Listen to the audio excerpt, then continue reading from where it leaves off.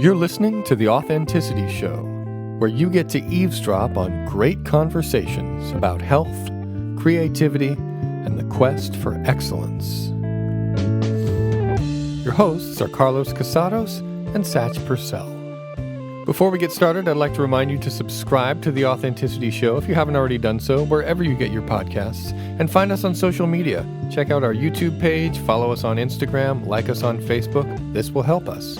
And that came, of course, with a please and a thank you. This episode is about discipline. And Carlos and Satch talk about various ways they've developed discipline in their lives, whether it's just learning patience, learning how to fish, breakdancing, martial arts, all kinds of stuff. And they talk about the sometimes fraught relationship of master and student. All right, let's dive in.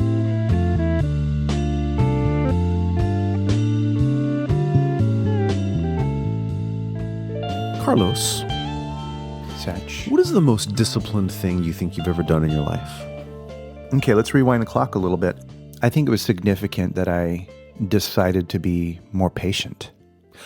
It took a lot of freaking discipline. Okay, so you like actually chose like a personal characteristic that you wanted to develop. I saw it as a disadvantage. In particular, I'm a relationship person. I'm wired for connection. If I'm wired for anything, I'm definitely wired for connection. So Yeah. when you're in relationships, if you're not patient, it's a problem. Because a lot of shit happens that you can't handle unless you've developed patience. Yeah. So you made a conscious decision that this was something that you were going to do. And about how old were you when you had this idea? Probably it started at around 7-ish, where I started thinking about it. You were like you were a child. Yeah, but it wasn't until I had the opportunity to study things like martial arts and yoga that I had a way of looking at it and thinking about it and practicing it that was more specific, rather than just a general intention, a try, if you will. It became a thing where I had measurable results I could check into. If you're told to stand still and breathe and not move, and you're told to still your mind or concentrate on something and not let your mind waver, and it does, well, you have a clear reflection of whether or not you're doing it. You can see whether you're succeeding or not succeeding. And that began, the reading about the stories of people who had developed incredible focus, incredible patience, and what they were able to achieve. It became more and more clear that if I didn't develop patience, I wouldn't be able to achieve anything. Well, anything of note, the things that I wanted to achieve. Wow. Skills, as Napoleon Dynamite would have said. Yeah, skills. Skills. Right. Skills. Yeah. Bullfighting skills. That's right. Cage fighting skills. Yeah. Skills. So, when I asked you this question, I was first expecting to hear something like, martial arts or something like all of your NLP training, and all of that. But I like how you still talked about something like martial arts and yoga, but you used those disciplines as sort of a measuring stick for your development of patience as a discipline. Yeah, and speaking from my 2020 self, observing how interactions have gone in the past with people who were, let's say, in conflict with me, a common thing I've heard is, it's easy for you. This idea that, being patient is easy for you. Not realizing how freaking impatient I was. Impatient. There we go. I knew it would be one of those three. Anyway, impatient. I'm patient. I've gone from impatient to I'm patient. Yeah, there you go. But anyway. But not a patient. Not a patient yet. That's I've been your patient, though. You've treated me well. That's true. I consider you more of a client. Okay. But, when the suggestion is maybe you just need to calm down and think before you speak, or check in with how you feel, take some breaths before you react, or anything that suggests that you would slow down, can be met sometimes by people who don't work on that very much with this reaction of, it's easy for you to say. Yeah. This is easy for you. Yeah. You're just naturally patient. And none of those things are true. I wasn't naturally patient. It's not easy for me.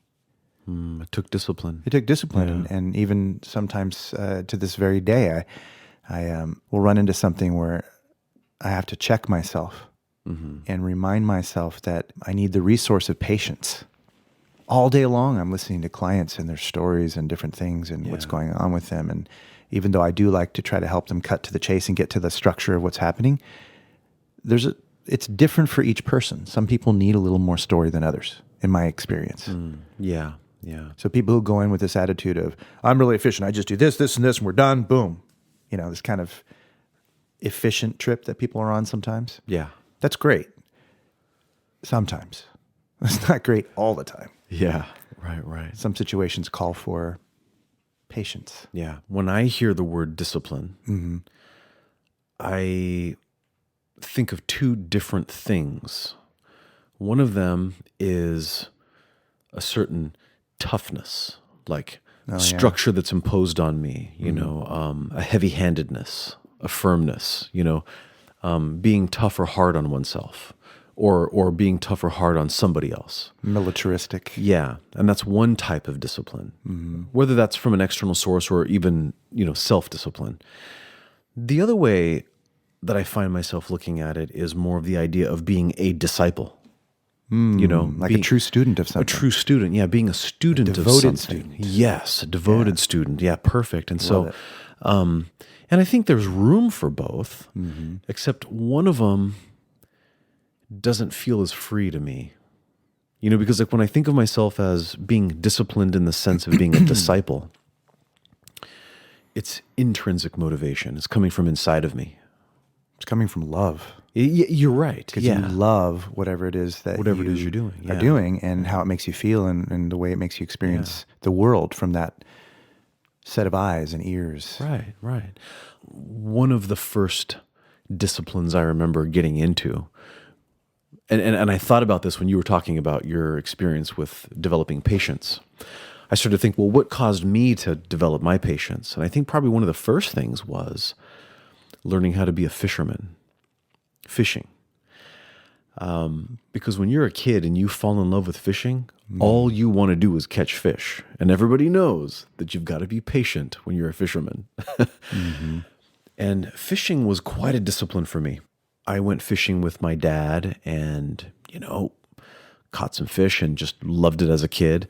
And then I just wanted to fish. And then what does a little kid do? They get the pole in the water and then they want to reel it back in and check the bait.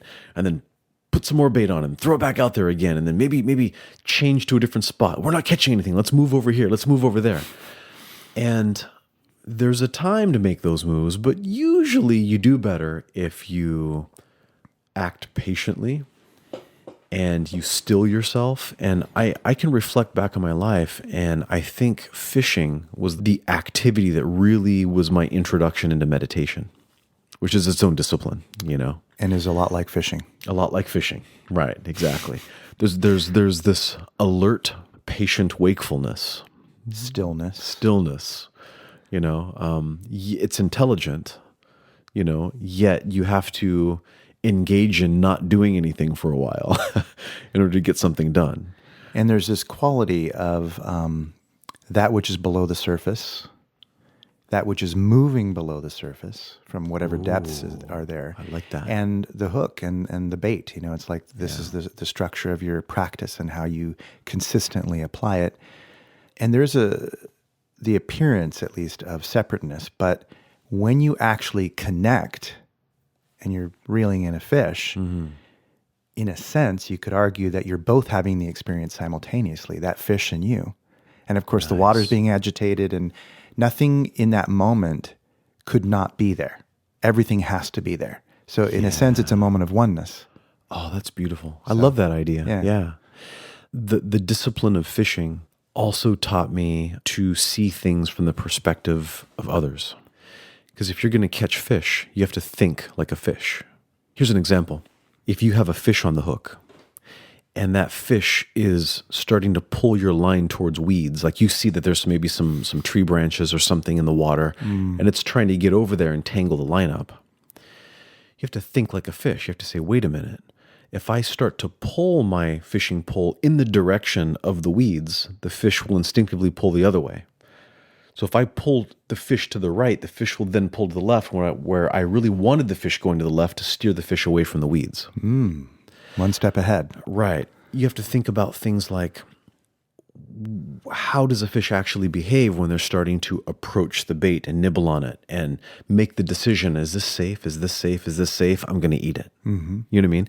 And so I think that caused me to have to slow down my own thinking and realize that other creatures, other beings, whether they're human or not, have their own perspective, their own way of seeing things. And you have to systematically begin to categorize these different ways of approaching and seeing and thinking, right, in order to be successful at that discipline. And I think the discipline of fishing also was my introduction to learning how to observe my excitements and frustrations and various emotions and do what needs to be done or follow the technique that I was taught to reel in the fish regardless of how I'm feeling. Because when you're a child and you get a nibble on the line, you want to pick it up and reel in the fish, but you can't. You can only do that if the fish is already on the line. Instead, you have to pick up the pole slowly, not let the fish hear you or feel the line move. You got to reel it and take up the slack. You got to watch the line, see if the fish feels safe enough to take it. The fish starts to take it. Then you set the hook.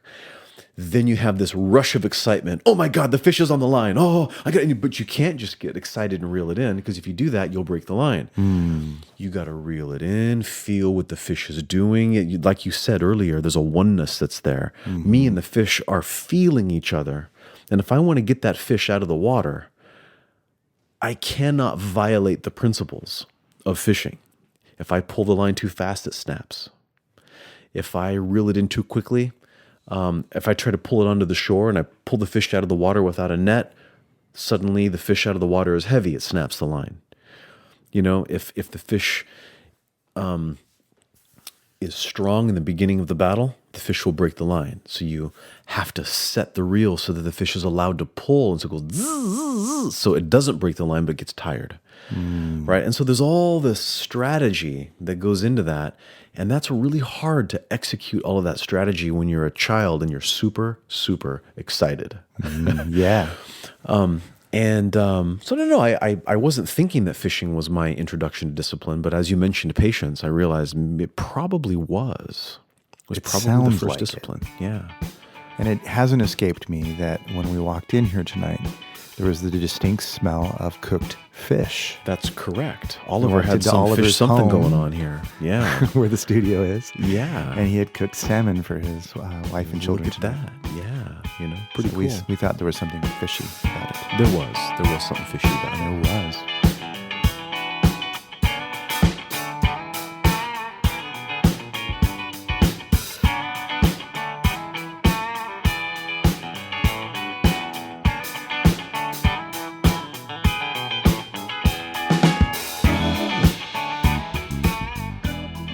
Probably my second discipline was breakdancing. I think breakdancing was, next to fishing, probably the first activity that I decided I needed to get good at. I was probably, 4th or 5th grade, when that whole scene started for me. I remember you doing windmills. Yeah, I remember that. I remember the first time I did one. It was like, oh my God, I just did a windmill. It took tremendous structure and routine and practice. Every day after school, practice. Get the cardboard and the ghetto blaster and do your head spins and and do all that stuff. It was great, So beatboxing. Yeah, beatboxing. So how about you? What are some other things that you associate with? Well, definitely martial arts. I mean, I got into martial arts pretty early, so I was 8 or 9, and yeah, I mean that was a big deal. I think I was practicing martial arts before I was learning martial arts. Yeah, because I think I was too. Yeah, I sort of, the whole thing we've talked about, identity and beliefs leading before, behaviors and actions and ultimately results. Yeah. That sort of be, do, have formula we've talked about. Yes. The Neil Donald Walsh thing. Yeah.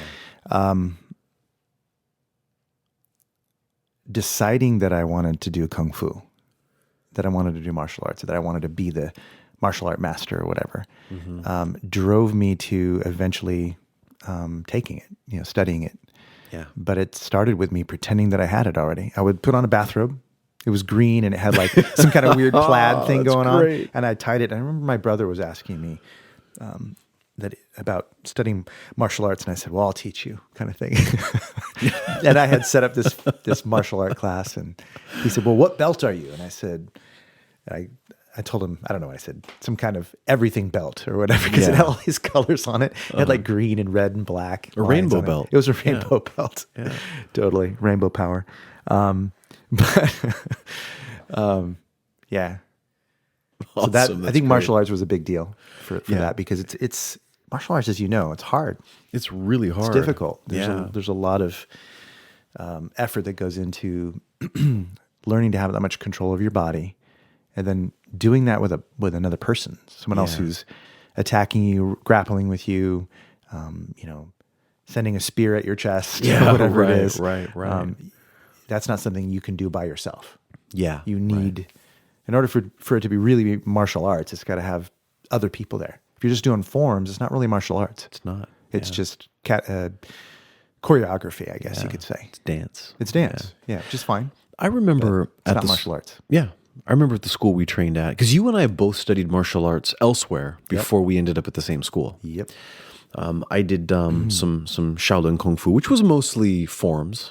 Speaking of forms, I was a kid. I was quite young at the time. It was appropriate for my age at that time, I guess. Yeah. And I know you had studied Taekwondo. Yeah.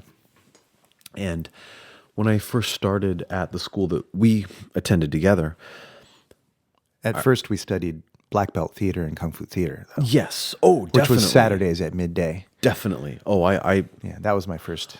I remember having conversations with my friends that we actually were learning a lot from watching these shows. Right. You know? And then, of course, believed, our philosophy, not our martial arts, but our philosophy came from Kung Fu. Yeah. Very With David interesting. Carradine. Yeah.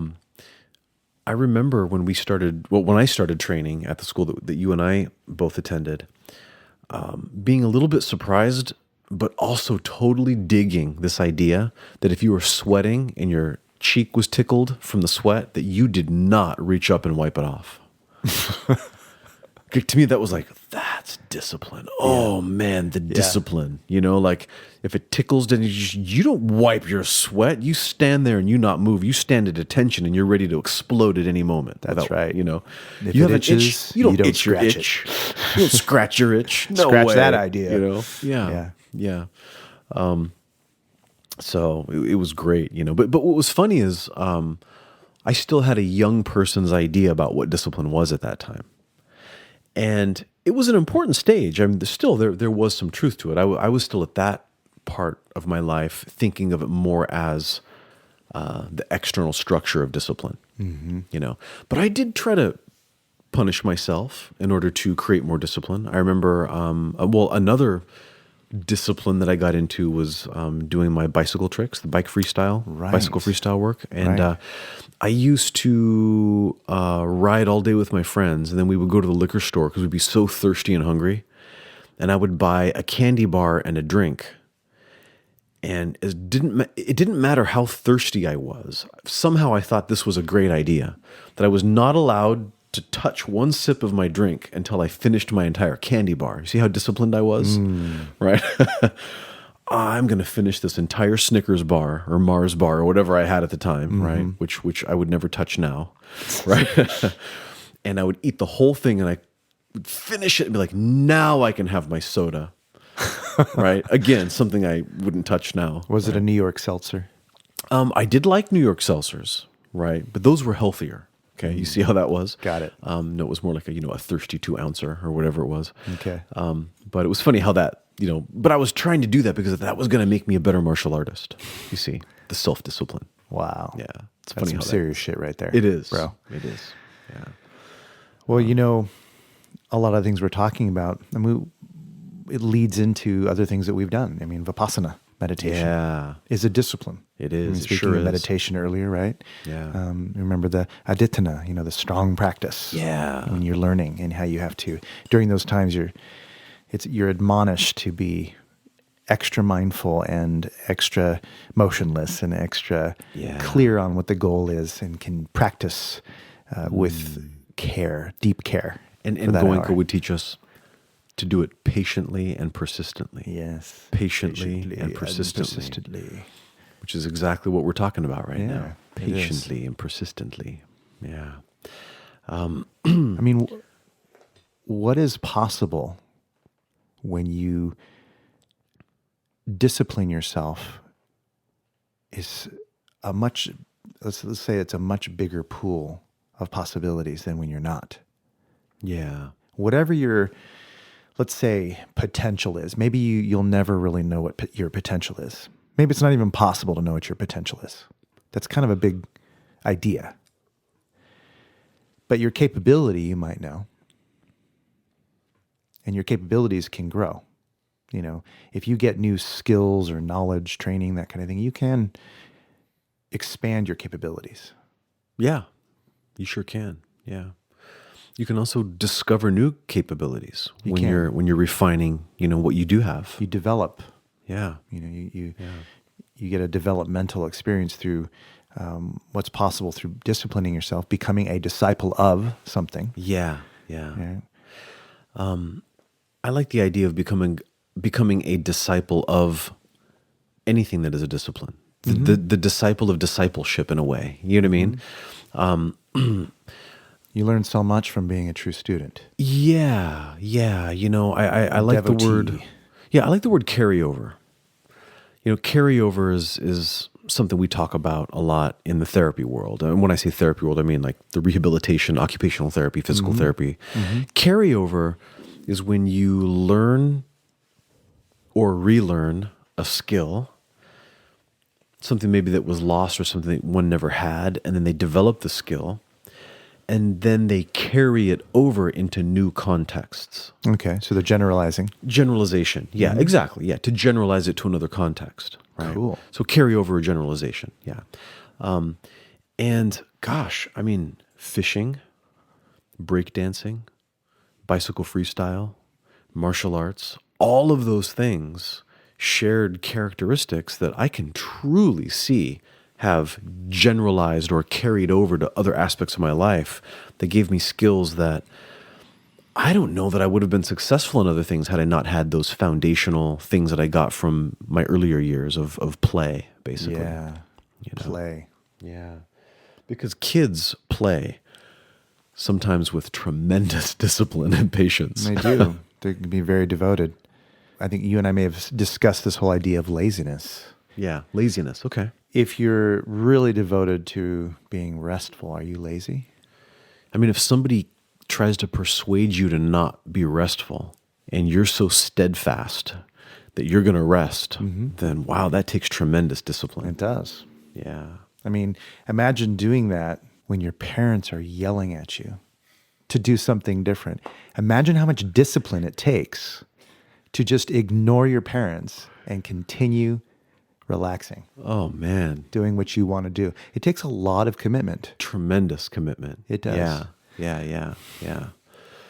That's a beautiful point. Right? It does. Yeah. Imagine what they're capable of.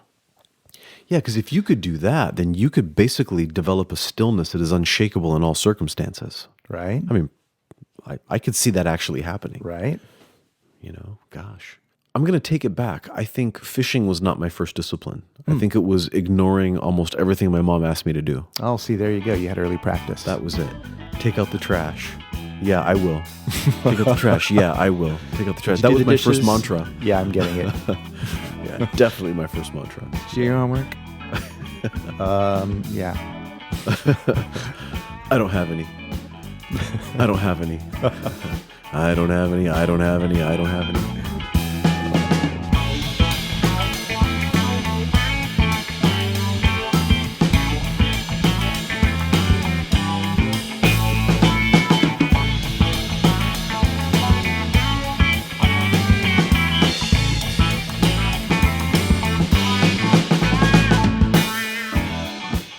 Did I tell you my theme for this year? Please do. So remember how you did tell me, but let's discuss talk about it. So Yeah. John Morgan was a wonderful guy that we interviewed, and he talked about having a theme every year. Yes. About choosing something to focus on and interpret life through for a year. So this year I chose one of those themes. I went to a workshop with a friend that was kind of like an end of year, processing the previous year, get yourself ready for this upcoming year kind of idea. And my theme is loving discipline. Loving discipline. That's your theme. Yeah. Loving discipline. That's right. I remember now. We talked about this, I think, on a run. Loving discipline. Yeah. So think about that as I'm saying it. Loving discipline. Loving discipline. It has two meanings, doesn't it? It has two meanings, exactly. It's an ambiguity. Yeah. One of them is that you love discipline. And the other one is a loving type of discipline. Exactly. Yeah. Yeah. It hit me as so important because last year really was a theme of learning about loving myself and actually experiencing the feeling of loving myself, not just knowing about this idea like it's some kind of, principle that you must do and knowing that it's a good idea, but actually feeling that I can achieve it, like as an experience or a way of being, that I can practice this thing of loving myself. And I'm still learning how, but I had a huge breakthrough in that last year. And this year, it made sense that I want to achieve a lot of things. And there's some ways in which I am achieving some things, but I also feel like I'm kind of failing sometimes. I feel like I'm just not reaching what I want, and I feel I will get down on myself. That's something I need to work on, right? I'll say, oh man, I'm not achieving this, I'm not achieving that, I'm not reaching my goals here. Man, what's wrong with me? And that's hating on the self. Well, last year's lesson was all about loving myself more and realizing that talking to yourself that way isn't going to make it better. It certainly doesn't make my life better when I do it. I've never experienced it make me better. I have learned from others who had that bad habit of chastising like that. Yeah. Lots of people. But what I've learned is that's not really my voice. The inner self would not do that. When I dive deeply into my being, I don't see this chastising person that wants to hate on me. But I certainly did towards the surface of my awareness. A lot more toward the further out to the surface it got, the more it became chastising, criticizing, all that stuff. Yeah. Because those are the things that I learned. Yeah. I grew up learning those things from my environment. So it's so important. I'm realizing it's so important, at least for me, to recognize that I have goals for a reason. I really want these things to become true. I want to make them true. I want to achieve them, right? But to some degree, there's that sense of knowing that I am that first. Yeah. Like we talked about earlier, this idea that my identity has to identify with having achieved it already to some degree. Okay. So that I can step into the role of doing everything necessary. Yeah. I spoke with you maybe about your nephew recently. How we had a fun conversation about school and things like that. Oh, and yeah. Remember that? He thought he had a test. And so he studied really hard for this test. He actually didn't have a test then. Oh, got it. And he realized that he stressed himself out to really study all this stuff. And he said, well, at least I know all this stuff. And then eventually he took the test like a week later. And I said, well, how'd you do? He said, I did really great. I think he got an A or something. He was really excited. And I was excited for him too. Yeah.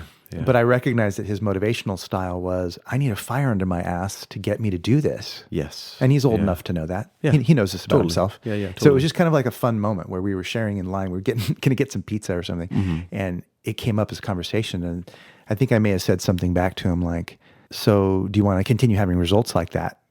And he's like, oh yeah, definitely. So I said, you better make sure that you realize that you're always a week behind your tests so that you can stress out and, basically, if you don't do that, you're going to fail. And if you fail, you will have wasted all that time and it's going to feel terrible, wouldn't it? He's like, yeah, it will. And I said, so you'll just study really, really hard and get A's in your tests or have fun studying at least. He's like, yeah. I said, is that cool with you? He's like, yeah, that's cool with me. That's beautiful. I like that. And I remember that was like verbatim, but it was more or less like what we talked about. And I feel really good about that interaction. And in many cases with myself, I realize that sometimes we need different things in order to get to where we're going.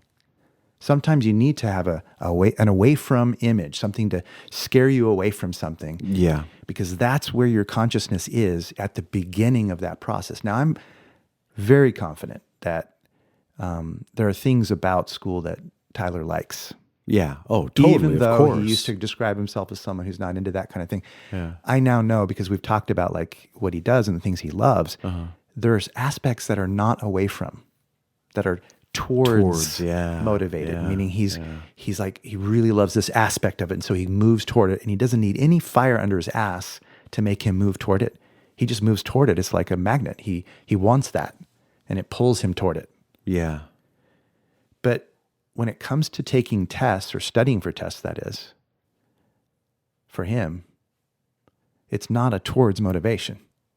It's not like, oh, I got to do this so I can make a good grade. Yeah. It's, oh shit, I'm going to fail. You know what I mean? Oh shit, I don't have enough time. I need to cram this in. You know? So there's an aspect of, there's some parts of every person that you need a little bit of the opposite. You do. Yeah. Yeah. Sure. And it's different for everyone. Yeah. So that's what people forget sometimes. Yeah. So with regard to 2020, to bring this around to what we were talking about is, I want to achieve all these things, but if I'm not careful, I'll be chastising myself and shaking my own finger at myself and creating negative feelings in front of the path that I'm walking. Yeah. So that I keep walking into these negative feelings instead of walking into the feeling of achievement. Okay. Yeah. So for this reason, loving discipline is way more important to me than just discipline. That's great. It's not about discipline for me. Yeah. Not this year, at least. It's about loving discipline. Yeah. And I've had to remind myself several times since then, since January 1st. Loving discipline. But it's important. I think great. I picked a good one for me this year. Excellent. I love it. Loving discipline. Something I've noticed within, I don't know, maybe in the last year or so, I've had the experience sometimes if I'm doing a little bit of weightlifting or if we're running or if I was in spin class, something challenging to my body, there's some pain and displeasure that's there. But if I look deeper into the pain and the displeasure, I actually can notice that there are some small sections in the muscles that are being challenged that are feeling joy. And if I focused too much on the gross discomfort,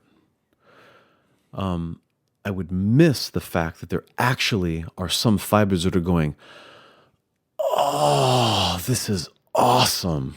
And then I notice if I can recognize where those spots are in my body and I pay attention to those, then that feeling of pleasure and joy with the exercise, not always, but quite often will continue to grow. And I'll actually realize that my body is enjoying the benefit that it's getting from this.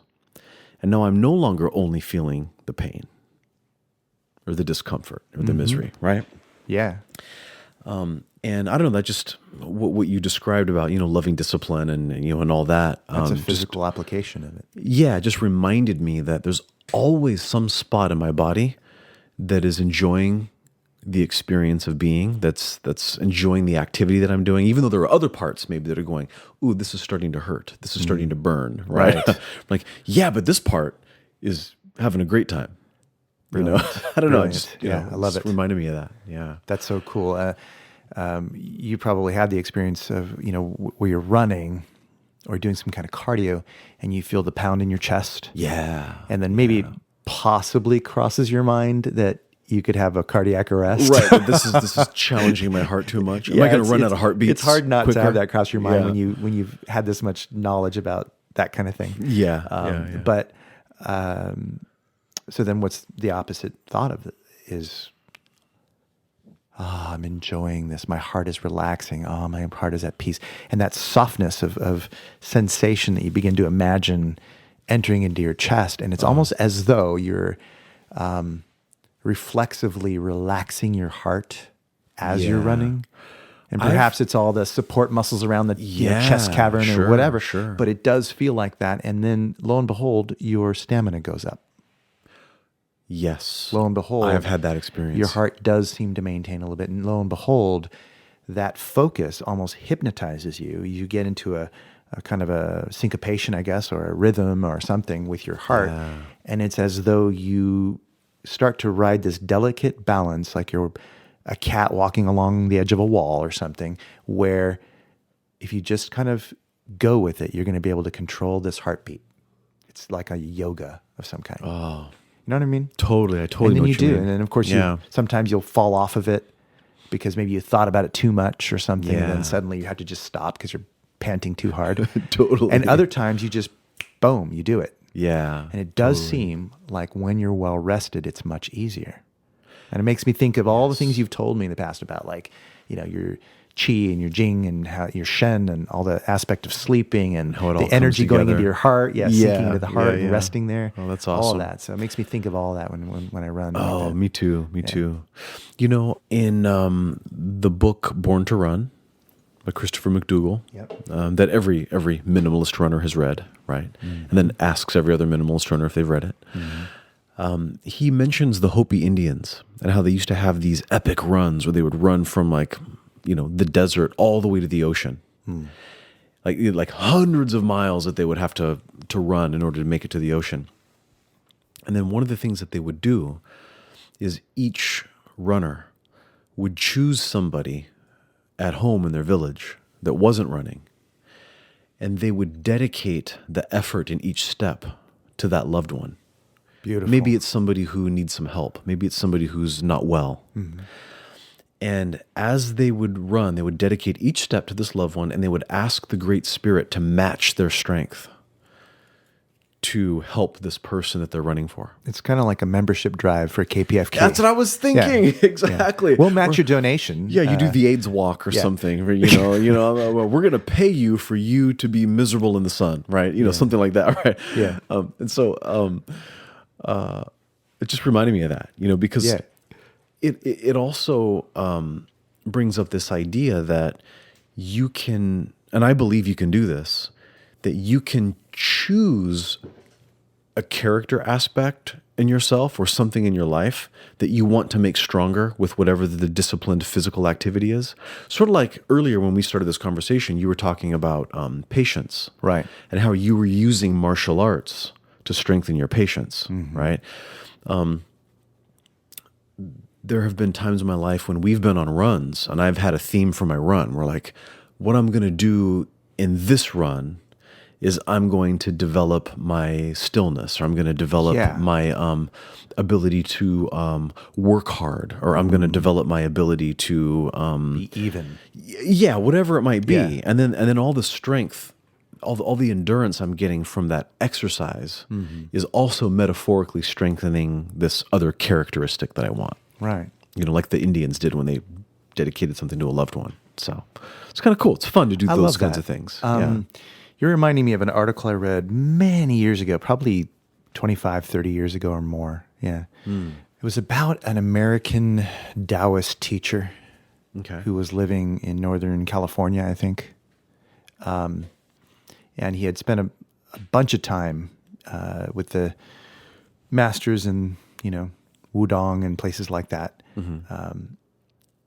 And he was teaching, and it was very interesting to read about him. I don't really know how legit it was, but I do know that as I read it, I was thinking about a specific comment he made, because they were asking him about social action and making changes in the world. Like, how is what you're doing as a practice contribute to the goodness and the health and safety of the world, or one of those kind of questions. Yeah. Okay. And he started to talk about tying his shoes for world peace. Oh, and things like that. Like, I'm intrigued. Walking his path, chopping wood, carrying water for world peace, or having the mindset that everything he was doing was cultivating something. And, there are probably some social warriors who get really pissed off at that statement and say, come on, that's bullshit.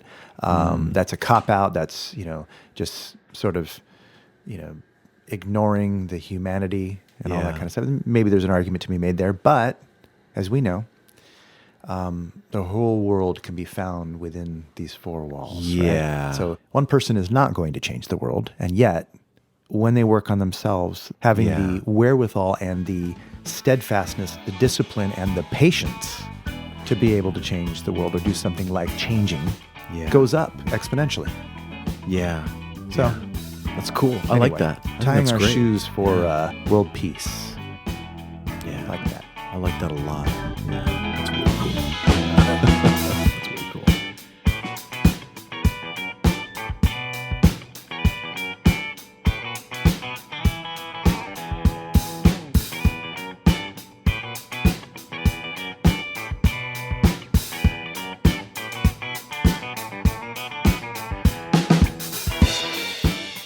How much self-discipline did you have to access in order to do all of your NLP training? Because I know that it's not, what you studied, to be able to do what you do and the way you do it for the people that you do it for, it's not like you can just enter a university program and get a degree in this and it's all given to you and there's a curriculum, and you had to do a lot of study, but you had to find it. It would almost be like shopping around at different universities to get your degree in physics. Like you'd have to find all these different people all over the place. And it seems like it would have taken a lot of vision, a lot of. I know you've done it over a very long period of time. To get to where you're at now with all this.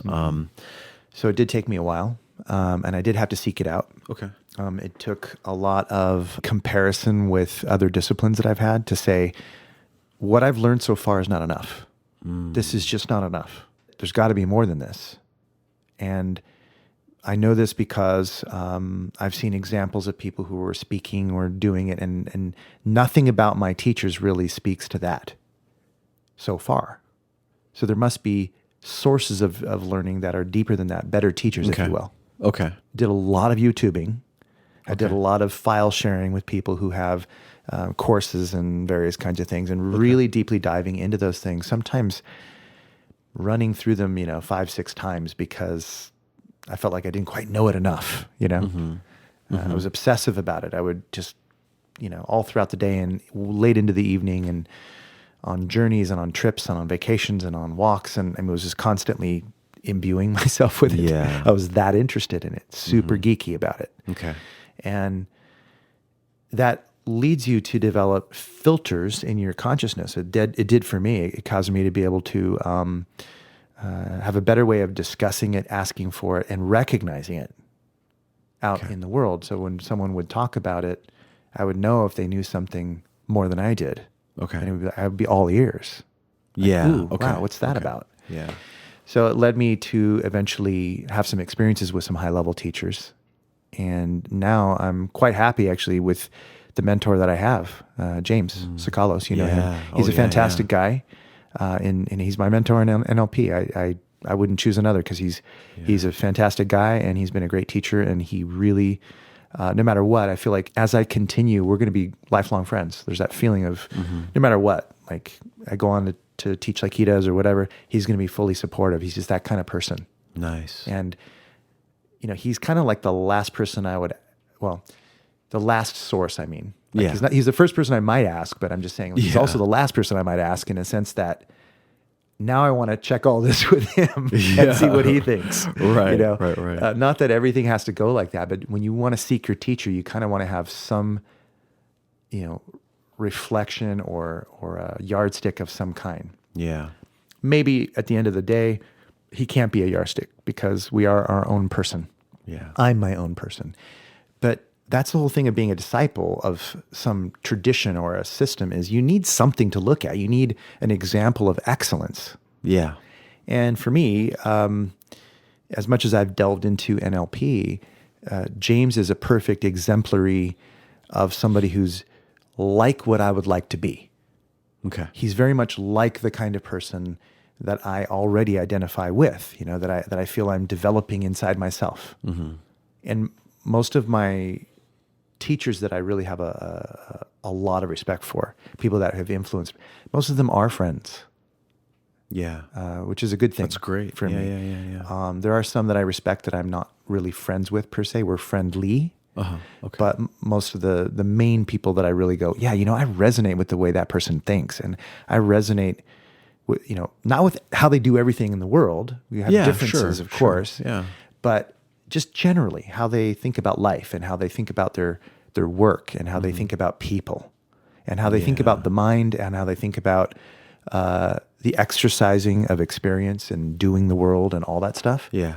They have unique ways that I resonate with.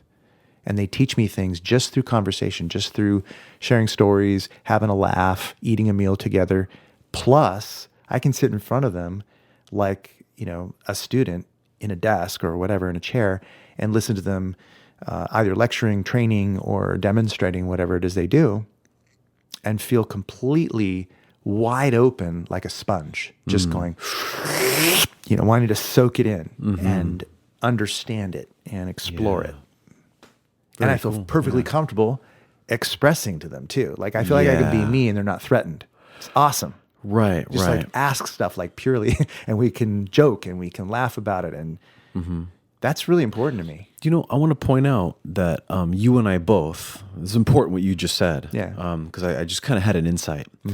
You and I both, going back to our younger years with our martial arts teacher and various teachers we've had, and we've had similar conversations where there has been a tendency in the past to want to find the ultimate teacher and then find a teacher and then have too high of expectations of that person, put them on a pedestal, so to speak. Yep. And then ultimately become disappointed. Yep. Right. And I know that that's happened to me a number of times. I know it's happened to you. Yeah. I think that when you truly develop your inner self-discipline, when you're truly a disciple, where your intrinsic source of discipline is there that you've developed, right? And it doesn't have to come from the outside, then you can be friends with your teacher. You can be friends with your mentor in a way. You know what I mean? And we understand there is a certain caution that's there, but when you have that inner discipline, you understand that caution is there. I think I understand what you're saying, and maybe you are implying this as well too. But this is an area that kind of maybe devil's advocate that popped in my head when you said that. In the cases where the teacher was not an example of someone who I would consider a friend. Okay.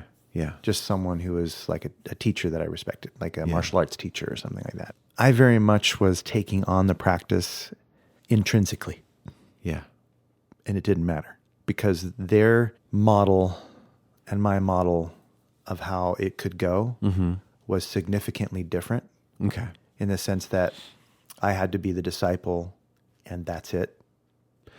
Yeah. And for me, loving expands very often beyond the normal boundaries, because lots of people walk around with kind of shackles on themselves and aren't expressive and they don't really behave like their vulnerable, open selves. Yeah. Yeah. And that's okay. Not everybody should do that in every case. But as you know, I tend to look for the types of connections where it is possible to be more than just color by numbers. Yeah. Obviously, there's places where you need to color by the numbers. I'm cool with that. I'm not saying or suggesting that there should be no structure. Just saying we're so much more than that. We're so much beyond that. I mean, this world, we don't even know what's beyond this world, like what's beyond our life. So a connection where there's this very obvious hierarchy instead of expertise and a learner, but it goes beyond that. Some kind of maybe an old school head trip around master and student or something like that. These kind of weird roles. Yeah. I think that outdated energy is difficult to have it go well. It can. Agreed. Yeah, I agree. It can. Yeah. My heart was pure and I could have easily devoted to my master and been very, very dedicated in that sense. I was. You were as well. Yeah. But in our case, the master or masters had not really develop themselves enough to be able to really carry that. And yet they were expecting all of the social norms around that, all of the rules to be applied as if that were true. As if, exactly. Which makes it really fucking difficult to have a real conversation. Yeah. The conversations are always twisted, always a little bit turned around, and always a bit like two ships sailing and missing each other at the night, in the night. Yeah. Whereas, like my mentor in NLP, I can frickin' talk to him.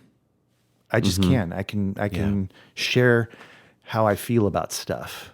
He doesn't even have to approve. And that's okay. Yeah. Like, I don't feel offended by it. Right. It's fine. And he feels my friendship is from a real place. And all the people that have, that he's collected around, in this Southern California area are examples of people that really genuinely like him, Yeah. I like him. Yeah. He's a great guy. Yeah. I remember when we went and had street tacos. Yeah, Santa Ana. That was exactly. great. That was fun. Yeah. I've had the pleasure many, many, many times to go to conferences, workshops, various meetings with other educators in the occupational therapy field and in the acupuncture or Chinese medicine field, where there are no quote unquote students there. It's a convention of teachers, program directors, these kinds of people, or faculty members. And when you're in a room full of people that are all, well educated and intelligent and have some skill and knowledge in a particular subject matter, it is amazing what those people can teach and learn from each other. It's actually the epitome of the right way to learn and the right way to teach at the same time, because it's describing what you're describing in your relationship with, what you want in a mentor, right?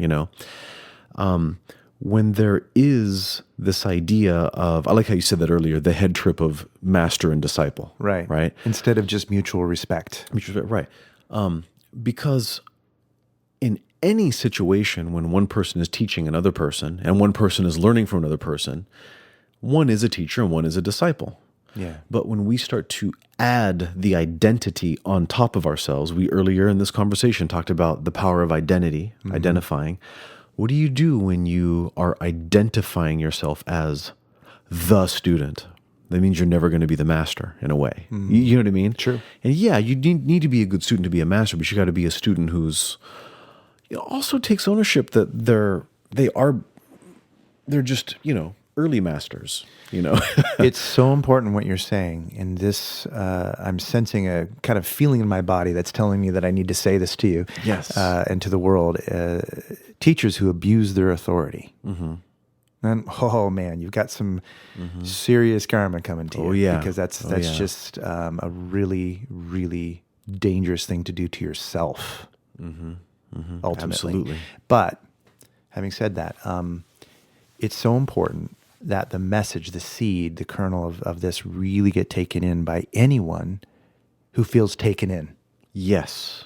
Because that whole thing of taking responsibility, owning your learning process, that you're teaching yourself by the ways in which you listen to your teacher, the ways in which you apply the lessons, the ways in which you ask questions, and the ways in which you ask yourself the question, is this really true?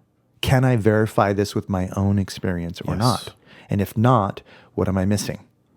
Yeah. Exploring, being curious, Sherlocking, if you will, asking these questions, really doing epistemology. How do I know that I know?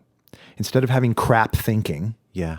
And just some weird sort of, I don't know, woo-woo answer for stuff. Literally ask yourself the question, really. How do you know that you know?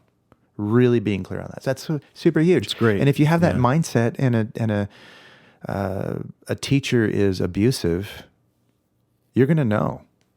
And then you can think clearly through an experience like that. Yeah. A master's job is to make masters. Yeah. A master's job is not to make students. And I think that's where some of that danger starts to grow. Oh, I'm the master and these are my students. It's like, well, they shouldn't be students indefinitely or else you're a shitty master. Yep. And, right. And that's not to, that's not to say, some things aren't hard to learn. Yeah. Some things are really hard to learn. Of course. But still. Yeah, exactly. Yeah. If you're devoting a lot of serious tears and sweat and sometimes blood for more than a decade, and you're not even close. There's an error somewhere. There's an error somewhere. You start scratching your head and Yeah. looking at this from a different point of view. Yeah. And this is coming from two people, you and me, that have had a lot of experience with teachers, Yes. gurus of various sorts, you know what I mean? And I no longer put teachers on pedestals, but I sure do respect them. Absolutely. I always remember when the Buddha first became the Buddha, when he became enlightened, as the story goes, he thought to himself, how could I ever possibly teach what I've discovered to anybody? Right. It's like, where would he even begin? It was like so huge, right? And so his first students were his old friends that he used to do these incredible, difficult disciplines in the forest with. They were colleagues. Right. So his first students had the mindset of colleagues. Right. And they all caught on pretty quickly. Yep. Not to say it was easy in the beginning, but they all caught on and they all became enlightened, as the story goes, right? And I think that's a really good model. Like, I've learned more from my friends Me too. than I have too. from my gurus. Oh my God, that is so true.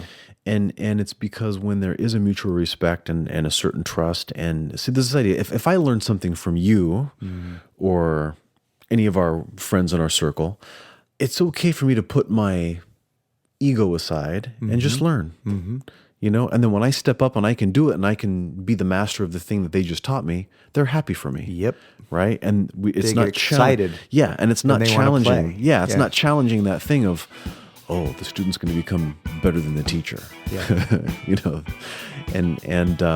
So for anybody out there, if you're in one of those situations, it's perfectly okay to check in with your inner master to see if your master is training your inner master. Hell yes.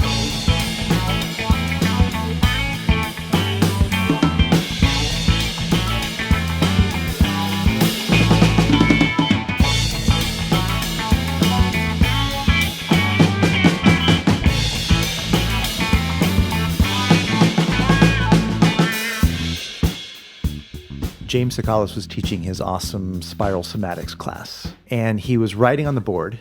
And as you know, he's from Australia. He's writing these words, and words like flavor and color and things like that. Well, as you know, they spell that with an extra letter in there. O-U, So it's yeah. O-U-R instead of O-R, as it Yeah. is here in America. Yeah.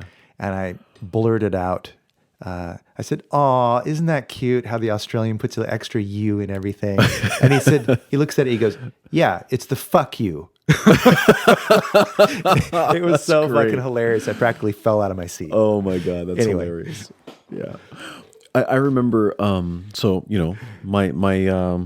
little itty bitty wife, Tanya, Yeah. grew up in Kenya where they speak the King's English, right? And she also spells that way.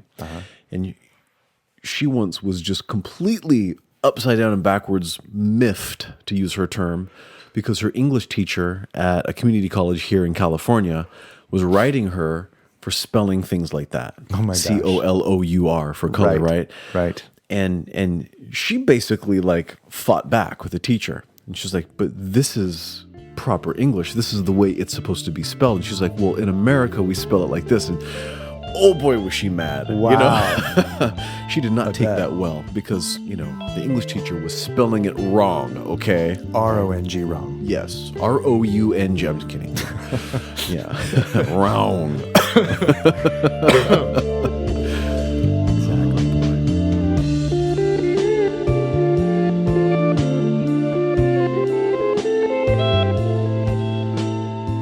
You've been listening to The Authenticity Show with your hosts, Carlos Casados and Satch Purcell.